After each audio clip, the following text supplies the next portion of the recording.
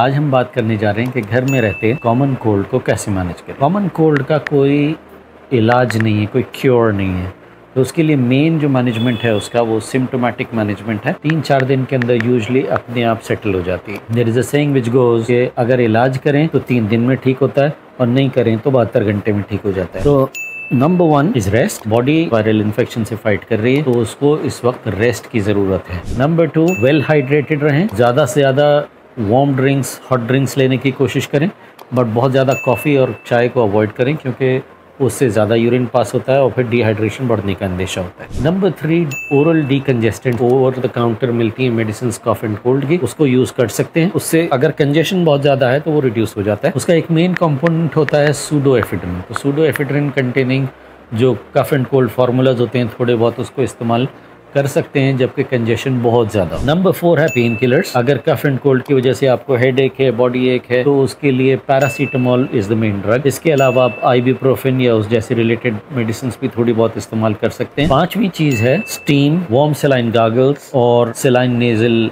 Sprays. तो steam is one of the main components for treatment. उसकी वजह से हमारे साइनसेस भी अच्छे से ओपन हो जाते हैं और अंदर जो म्यूकस होता है वो लिक्विफाई होकर के आसानी से निकल जाता है। कोल्ड के लिए कुछ होम रेमेडीज, आमतौर पे हमारे घरों के अंदर जो चीज़ें मौजूद होती हैं उसमें बहुत सारी ऐसी चीज़ें हैं जो कोल्ड के लिए बहुत इफेक्टिव होती हैं। नंबर 1 इज़ हनी, जिसको रोज़ाना 2 टीस्पून आप ले सकते हैं। साथ में उसके ब्लैक सीड्स मिला करके उसको ले लें।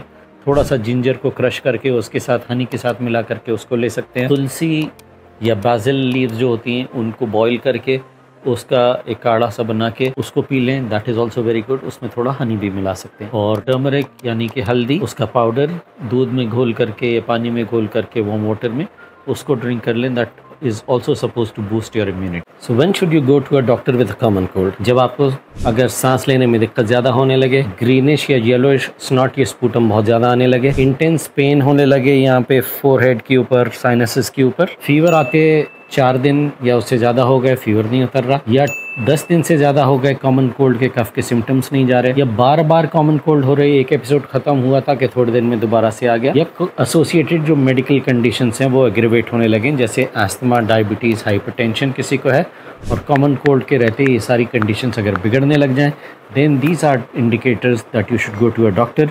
ऐसे में अब होम रेमेडीज़ के ऊपर इक्तिफा नहीं करें बल्कि डॉक्टर के पास जा करके इसका इलाज कराएं।